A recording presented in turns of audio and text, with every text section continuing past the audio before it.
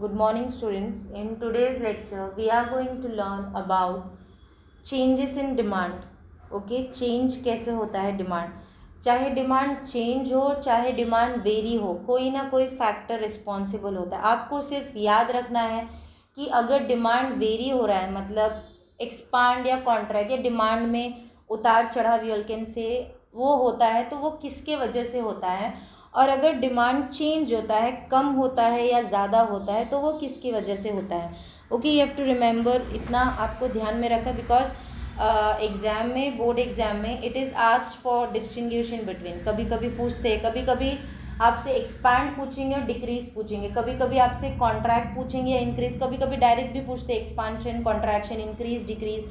तो इसमें एक तो आपको दो चीज़ याद रखनी होती है. I have told you all in the last lecture. The first is उसका मीनिंग एंड दूसरा उसका डायग्राम. ओके, ये two important you can say materials which you have to add in your answer sheet while writing the paper, so that you can score a good marks, because the criteria for giving the marks for increase or decrease or for expansion or contraction is the meaning and diagram. Okay, so you'll have to remember because it's confusing, but if you'll analyze and understand, analyze and learn, समझ के पढ़ते हो या analyze करके पढ़ते हो, तो chances are very less. Okay, in the last lecture, let us once go through what we have learned. In the last lecture we have learned about variation. किस में होता है वेरिएशन? डिमांड में होता है. वेरिएशन है क्या? मतलब डिमांड चेंज हो रहा है. इन शॉर्ट आप बोल सकते हो कि वेरी करता है. वेरी मतलब ऊपर जाएगा, नीचे जाएगा, इस तरीके से इट्स वेरिंग. ओके, उतार चढ़ाव यू कैन से. ओके, तो जब डिमांड जो है वो वेरी करता है, तो दो कंडीशन अक्रू होता है. एक तो हमारा होता है एक्सपांशन और दूसरा होता है कॉन्ट्रैक्शन. ओके, लेकिन उससे पहले वेरी क्यों होता है? डिमांड वेरी क्यों होता है? प्राइस के वजह से. So V is equal to P. Remember one thing, V is equal to P. मतलब क्योंकि इसमें ही बच्चे कंफ्यूज होते हैं. अगर वेरिएशन पूछा तो उसके दो कंडीशन आएंगे, एक्सपांशन, कॉन्ट्रैक्शन. अगर वेरिएशन है, क्वेश्चन अगर वेरिएशन के ऊपर है, तो उसके दो कंडीशन आएंगे, एक्सपांशन एंड कॉन्ट्रैक्शन. वेरिएशन होगा किसके वजह से? प्राइस के वजह से. याद रखना है, यहाँ पे अदर फैक्टर क्या रहेगा? कांस्टेंट रहेगा, उसमें कोई चेंजेस नहीं आएगा. क्योंकि क्या लिया है हमने वेरिएशन में? प्राइस लिया. V is equal to P. याद रखना है. ओके, अभी इसके दो रहेंगे, या तो वेरिएशन में वो एक्सपांड होगा या तो कॉन्ट्रैक्ट होगा. अगर आपका डिमांड एक्सपांड होता है तो आपका जो कर्व है, ये भी याद रखना, डिमांड कर्व वो नीचे की तरफ जाएगा. ओके, और अगर आपका डिमांड कॉन्ट्रैक्ट होता है तो आपका DD कर्व जो है वो ऊपर की तरफ. बस ये दो चीज़ आपको याद रखना. You can add your own word and write, but the explanation should be clear and accurate. Okay, now this we have done in the last lecture. Okay, variation in demand में दो है, एक्सपांशन. यू कैन सी, देखो ये demand curve है expansion का, जो कि downward की तरफ जा रहा था. ओके, एंड अगर आप कॉन्ट्रैक्शन का देखोगे तो it's going to upward. You can see, मतलब यहाँ पे आ गया डिमांड के वजह से you can see the price बढ़ा नहीं, क्या हो गया? कम हो गया. तो आपका जो डिमांड है वो पीछे की तरफ, मतलब ऊपर की तरफ जाएगा. ओके, अभी इस लेक्चर में हम पढ़ने वाले हैं चेंजेस. मतलब डिमांड बढ़ रहा है और कम क्यों? क्योंकि जो भी आप पढ़ो वो डिमांड ही हिल रहा है अपनी जगह से. किसी की भी वजह से हो सकता है, प्राइस की वजह से, अदर फैक्टर. हमने अदर फैक्टर में बहुत कुछ पढ़ा था. ओके, अदर फैक्टर अभी यहाँ पे जो चेंजेस होता है डिमांड में. Okay, wait a minute.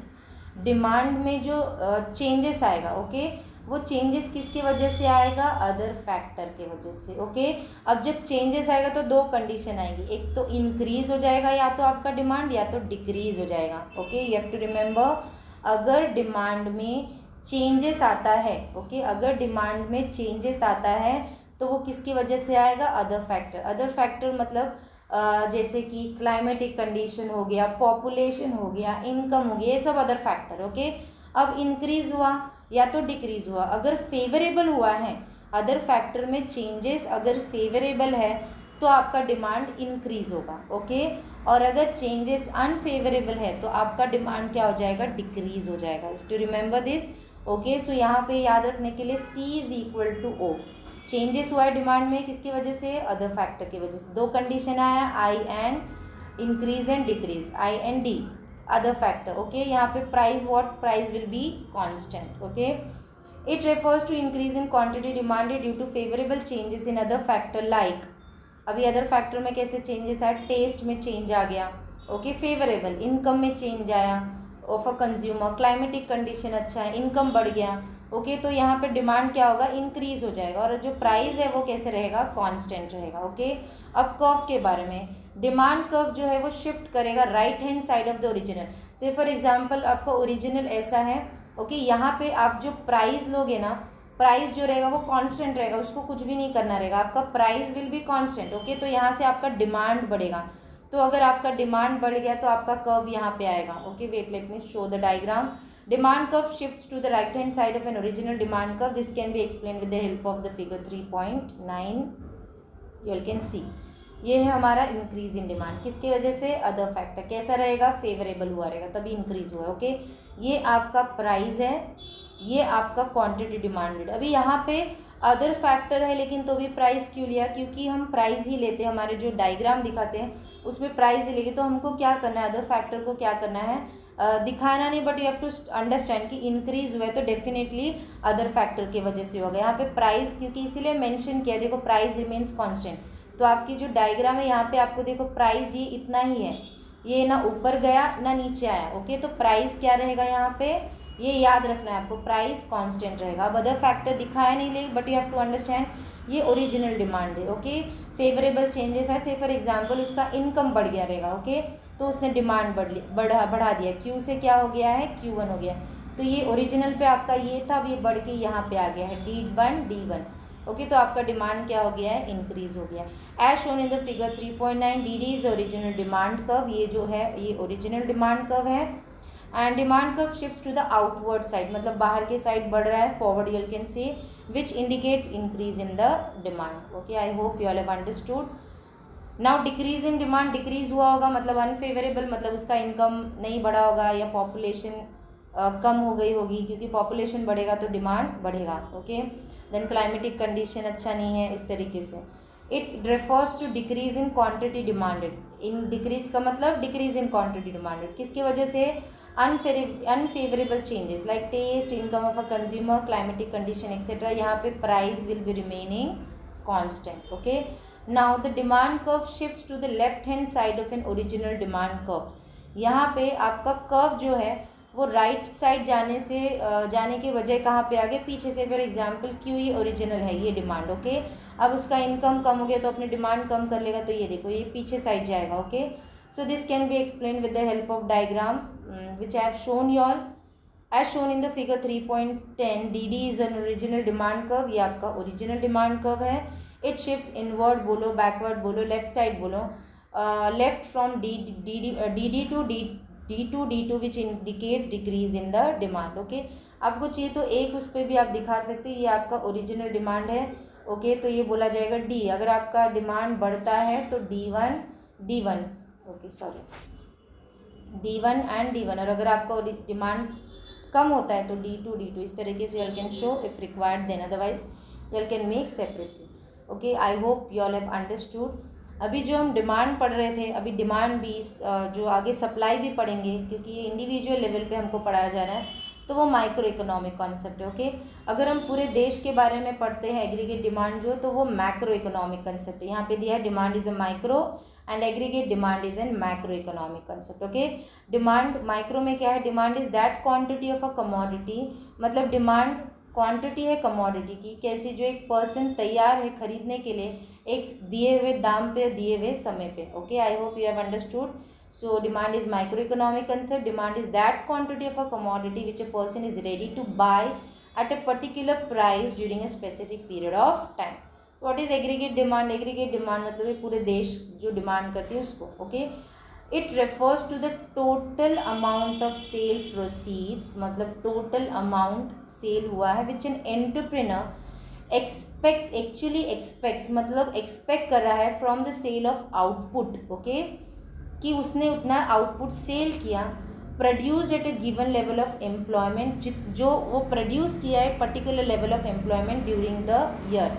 In short, aggregate demand का मतलब है कि कितना आपने प्रोड्यूस किया है एक उतने एम्प्लॉयमेंट में, क्योंकि डिमांड है तभी आप प्रोड्यूस कर रहे हो। ओके, और वो एक्सपेक्ट कर रहे हैं एंटरप्रेन्योर आगे चल के सेल करने के लिए, उसी को हम बोलते हैं aggregate demand. Okay, I hope you all have understood. Now we will be starting with the new chapter, okay, that is elasticity of demand. Okay, ये भी एक बहुत ही इम्पॉर्टेंट चैप्टर है, इलास्टिसिटी ऑफ डिमांड। अभी तक हमने जो पढ़ा वो हमने पढ़ा डिमांड के बारे में कि डिमांड जो है वो चेंज होता है प्राइस की वजह से, अदर फैक्टर की वजह से। ओके, डिमांड को चेंजेस आते ही है, चाहे वो प्राइस से आए चाहे अदर फैक्टर से आए। फिर डिमांड में जो चेंजेस है हमको बताया कि बढ़ेगा, कम होगा। ओके, ये बताया कि ज़्यादा होगा, कम होगा, मतलब कम भी हो सकता है, ज़्यादा, depend upon the other factor. या प्राइस, अगर प्राइस ज़्यादा है तो डिमांड कम होगा, ऐसे कम ज़्यादा, मोर और लेस, मोर और लेस। लेकिन in elasticity, okay, in elasticity we are going to learn elasticity of demand. Okay, we are going to learn कितने से, ओके, कम ज़्यादा नहीं, कितने से। ओके, डिमांड जो है वो कैसे चेंज होगा, कैसे इलास्टिक, इलास्टिक और नो जो विच यू कैन, मतलब आप जिसको खींच सकते हो, आप बोलते हैं ना रबर जैसा होता है, आप उसको खींच सकते हो, तान सकते हो, कम कर सकते हो, ज़्यादा कर सकते हो, उस तरीके से। तो डिमांड जो है वो कैसे मतलब अदर फैक्टर्स की वजह से चेंज होता है, उसी को बोलते हैं इलास्टिसिटी। डिमांड पहले चैप्टर में भी हमने पढ़ा था चेंजेस से, लेकिन वो कितने से होता है वो मेजर नहीं कर पा रहे थे हम। ओके, कि कितने से हो रहा है, देखो हमने नहीं पढ़ा होगा कि कितने से हो रहा है, मेजर किया होगा कि 5% से, 10% से, 20%, ये सब हमने नहीं पढ़ा था। लेकिन इस चैप्टर में इलास्टिसिटी ऑफ डिमांड में we are going to measure the demand. Okay, how demand is responding, मतलब डिमांड जो है वो कैसे रिस्पॉन्स कर रहा है, चाहे वो प्राइस हो चाहे वो अदर फैक्टर हो। अदर फैक्टर में आपको इनकम आएगा, अपना कॉम्प्लीमेंट्री गुड्स आएगा, सब्सटीट्यूट्स आएगा। ओके, तो ईओडी क्या है, ईओडी मतलब you are measuring the demand. इससे पहले you were learning about high and low, increase और डिक्रीज, इस तरीके से they were no numerical method for calculating the demand. But in this chapter EOD you are going to calculate your demand, you are going to measure your demand. Okay, कैसे आपका demand इलास्टिसाई हो रहा है, मतलब कैसे वो उसमें इलास्टिसिटी आ रही है। ओके, बढ़ रहा है, ज़्यादा हो रहा है, लेकिन that you will B measuring in terms of numbers. Okay, अभी इस चैप्टर में आपको पहले तो आप पढ़ोगे कि ईओडी है क्या। Okay, you will be learning about EOD है क्या, then you will be learning about types of EOD. Okay, क्या पढ़ोगे, types, we'll be learning about types of EOD. Okay, types of EOD में 3 तरह के टाइप्स होंगे। पहला है इनकम, पहला है इनकम इलास्टिसिटी ऑफ डिमांड, दूसरा है cross elasticity of demand, and तीसरा है price elasticity of demand. Okay, अभी इनकम जो है, इनकम में जो डिमांड है वो इनकम के वजह से चेंज हुआ है। ओके, कितना होगा वो हम पढ़ेंगे, कितने परसेंटेज से, प्रोपोर्शनेट मतलब कितना, 50%, 20%। क्रॉस में हम क्रॉस सब्सटीट्यूट जिसको बोलते हैं, क्रॉस प्रोडक्ट की, अगर इसमें हम लोग लेंगे सब्सटीट्यूट और कॉम्प्लीमेंट्री। क्या लेंगे, सब्सटीट्यूट और कॉम्प्लीमेंट्री, कि अगर सब्सटीट्यूट बढ़ा तो कॉम्प्लीमेंट्री का डिमांड बढ़ेगा, कितने परसेंटेज से, वो। फिर तीसरा जो कि वेरी इंपॉर्टेंट, बहुत ही इंपॉर्टेंट है, वो है प्राइस इलास्टिसिटी। ओके, प्राइस के वजह से डिमांड में अलग अलग तरीके की चेंजेस आते हैं, वो भी हम पढ़ेंगे। तो पहले यू हैव टू रिमेंबर कि जो हमारा टाइप्स है, ओके, टाइप्स है जो ईओडी का, वो कितने टाइप्स का है। पहला है हमारा what will say income. Okay, दूसरा जो है हमारा वो है क्रॉस, एंड जो तीसरा है वो हमारा प्राइस है। ओके, ये कभी कभी बोर्ड में एग्ज़ाम में पूछा जाता है फॉर 8 मार्क्स, 8 मार्क के लिए पूछा जाता है। ये रहता है 2 मार्क के लिए, ये रहता है 2 मार्क के लिए, और ये रहता है 2 मार्क के लिए। तो 8 मार्क है तो ये तो 6 हुआ। बाकी का जो 2 मार्क है वो आपको इलास्टिसिटी का मीनिंग और डेफिनेशन लिखना रहेगा। 1 मार्क के लिए इलास्टिसिटी ऑफ डिमांड का मीनिंग, और 1 मार्क के लिए ईओडी मतलब इलास्टिसिटी ऑफ डिमांड का definition. You have to remember very carefully. 8 mark के लिए पूछते हैं। अगर आप यहाँ पे कुछ भी गड़बड़ करते हो तो आपका पूरे के पूरे 8 मार्क कट के, अगर आपने बहुत लिखा भी, रॉन्ग लिख दिया, क्योंकि इसमें कन्फ्यूजन होता है, वो मैं आपको एक्सप्लेन करती हूँ। तो in that even if you writing the full answer, जैसे कि टाइप्स पूछो और अगर आपने प्राइस लिख दिया तो आपका पूरा मार्क्स जाएगा। मैं आपको एक्सप्लेन करती हूँ। टाइप्स में पहले आप याद रखना, टाइप्स में 3 है, income, cross and price. Okay, ये अगर आपको शॉर्ट में याद रखना है, if you are not able to remember means if, then EOD, EOD में 3 है, इनकम, क्रॉस एंड प्राइस। ठीक है, अभी ये प्राइस में भी अलग से 5 है, ये प्राइस में अलग से 5 है, जिसको आप बोलोगे PEOD, price elasticity of demand. Okay, PEOD ये भी 8 मार्क्स के लिए पूछते हैं, तो याद रखना है। EOP अलग है, EOD सॉरी अलग है। इलास्टिसिटी ऑफ डिमांड में 3 है। ओके, इलास्टिसिटी ऑफ डिमांड में there is 3, income, cross and price. Then PEOD में there is 5. Okay, you have to remember in price elasticity of demand there is 5, you have to remember.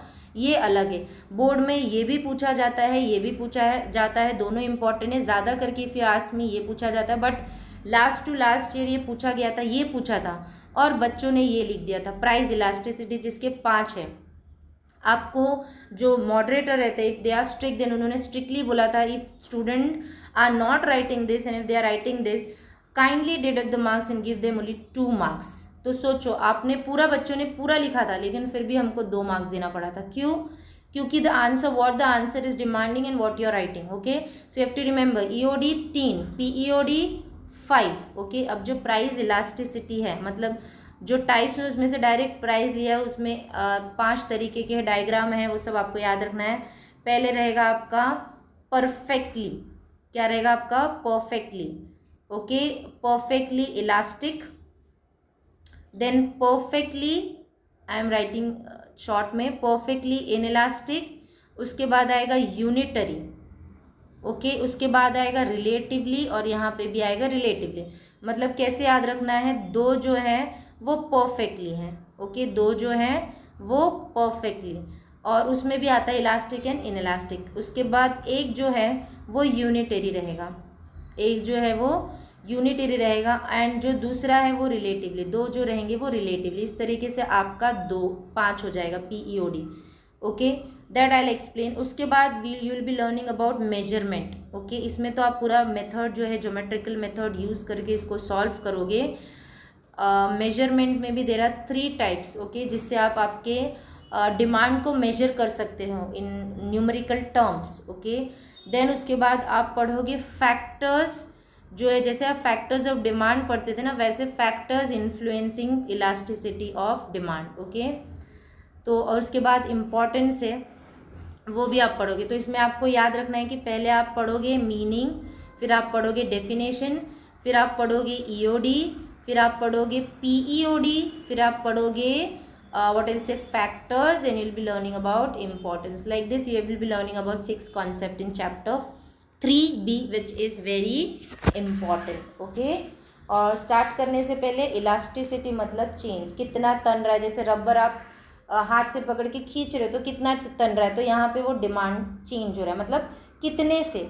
Okay, तो basically demand response कितना कर रहा है। आप ऐसे बोल सकते हो कि डिमांड जो है वो कैसे रिस्पॉन्स कर रहा है। ओके, किसके वजह से? Either other factor, either price, क्योंकि यही डिमांड को बदलता है। और हम पढ़ किसके बारे में? डिमांड के बारे में। तो डिमांड ही चेंज होगा basically, sorry definitely demand is going to change, but which factor is responsible, okay, and how much changes in terms of percentage, in terms of ratio, मतलब वो उसमें भी चेंज हो रहा था। 3rd चैप्टर 3rd A में भी change हो रहा था। तो दोनों के बीच में फ़र्क क्या है? तो दोनों के बीच में ये फ़र्क है कि उसमें सिर्फ कम ज़्यादा बता रहे थे, कितना होगा वो नहीं बता रहे थे। इसमें कितने से होगा, in terms of numbers you are going to learn. तो उतना खाली फ़र्क आपको याद रखना है कि डिमांड जो है वो कैसे रिस्पॉन्स कर रहा है, डिमांड जो है वो कैसे रिस्पॉन्स हो रहा है प्राइस के वजह से, या अदर क्या रिस्पॉन्स दे रहा है। In terms of numbers you can measure, in terms of percentage you can measure, in terms of proportion you can measure, मतलब it is giving exact data, numerical data. Okay, so let us start with the chapter. Okay, so elasticity of demand, important chapter, ये important है, board में इसमें से पूछते हैं। Demand वाला easy था, ये थोड़ा समझने के लिए डिफिकल्ट होता है। In the previous chapter you have already studied about law of demand, हमने पढ़ा था बराबर, which shows the inverse relationship between price, between quantity demanded and price. देखो प्राइस ही ज़्यादा लेते हैं, तो हमने ये देखा था कि प्राइस और डिमांड के बीच में कैसा रिलेशनशिप है? Inverse relationship. ठीक है, law of demand does not explain the extent, कितने हद तक चेंजेस है वो नहीं बताया था। Okay, of change in demand due to change in price. कितने एक्सटेंट तक है चेंज है ये पता था, कम ज़्यादा होगा ये पता था, हाई लो होगा ये पता था, लेकिन किस हद तक, टिल व्हाट एक्सटेंट, वो हम ये चैप्टर में पढ़ने वाले हैं। This law of demand fails to explain the quantitative changes, कितने से, okay, relationship between price and quantity demanded, therefore Alfred Marshall explained the concept of elasticity of demand। यहाँ पे प्राइस लिया है तो ऐसा है कि हम सिर्फ प्राइस के बारे में पढ़ेंगे, अदर फैक्टर के बारे में भी हम पढ़ेंगे इस चैप्टर में। Price is very important factor, that when Alfred Marshall ने प्राइस लिया था, इसीलिए यहाँ पे इंट्रोडक्शन में प्राइस लिया है। It is not like that कि हम अदर फैक्टर का रिस्पॉन्स डिमांड के थ्रू नहीं पढ़ेंगे, अदर फैक्टर का भी रिस्पॉन्सिवनेस हम पढ़ेंगे which demand is going to give, okay. Now concept of EOD, concept of elasticity of demand। the term elasticity indicates responsiveness, मतलब रिस्पॉन्स दे रहा है, ओके। वन वेरिएबल, ये वन वेरिएबल क्या है, डिमांड है, to the other variable, other variable कुछ भी हो सकता है, प्राइस भी हो सकता है, अदर फैक्टर। तो ये क्या बोल रहे हैं कि इलास्टिसिटी इंडिकेट्स रेस्पॉन्सिवनेस, रेस्पॉन्स दे रहा है, ओके, कौन, one variable to change in other variable. Elasticity of demand refers to degree of responsiveness, मतलब कितना degree of responsiveness, okay, of quantity demanded, किसकी वजह से, क्वांटिटी मतलब कौन दे रहा है, क्वांटिटी डिमांड दे रहा है, किसकी वजह से, चेंज इन प्राइस और any other factor, change in price और एनी अदर फैक्टर। तो इलास्टिसिटी इंडिकेट्स, पहले तो यहाँ पे जनरली मीनिंग दिया है, ओके, रिस्पॉन्सिवनेस, इलास्टिसिटी का मतलब रिस्पॉन्स दे रहा है, कौन किसको दे रहा है, डिमांड दे रहा है अदर वेरिएबल को।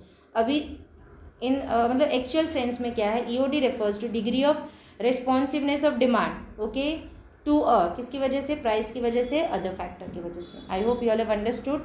According to professor Alfred Marshall, elasticity of demand is great और स्मॉल, ज़्यादा है या कम है, क्या ज़्यादा है कम है, EOD, क्या ज़्यादा है कम है, EOD। According to the amount demanded, मतलब डिमांड के हिसाब से जो कि बढ़ता है ज़्यादा या कम, ओके, किसकी वजह से, for a given fall in price और quantity for a given fall in price.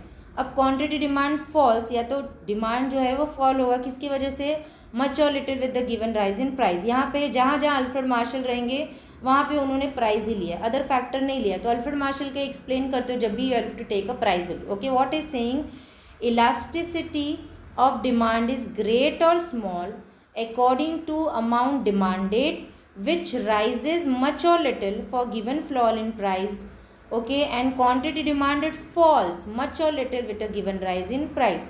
तो यहाँ पे अगर प्राइस कम है तो क्वांटिटी जो डिमांड की है वो बढ़ेगी, कम या ज़्यादा, और अगर प्राइस बढ़ता है तो डिमांड जो है कम होगा, कम या ज़्यादा, वही हम पढ़ने वाले, लेकिन वो किस फॉर्म में, मेजरमेंट करके, मेजर करेंगे, okay. It is clear from the above definition, okay, it is clear from the above definition, EOD is a technical term which describes responsiveness, किसका, डिमांड का, चेंज इन डिमांड क्या होगा, fall और rise होगा in its price, in other word the ratio of percentage change in quantity demanded of a commodity to a percentage change in price, okay. This is the meaning and definition of EOD, okay. Types of elasticity of demand I will be taking in the next lecture, अच्छे से पढ़ाऊंगी so that you are able to understand, okay. So if you have any doubt, because ये थोड़ा complicated है, समझ में आएगा, it's very easy, you all can ask me। Thank you for today's lecture।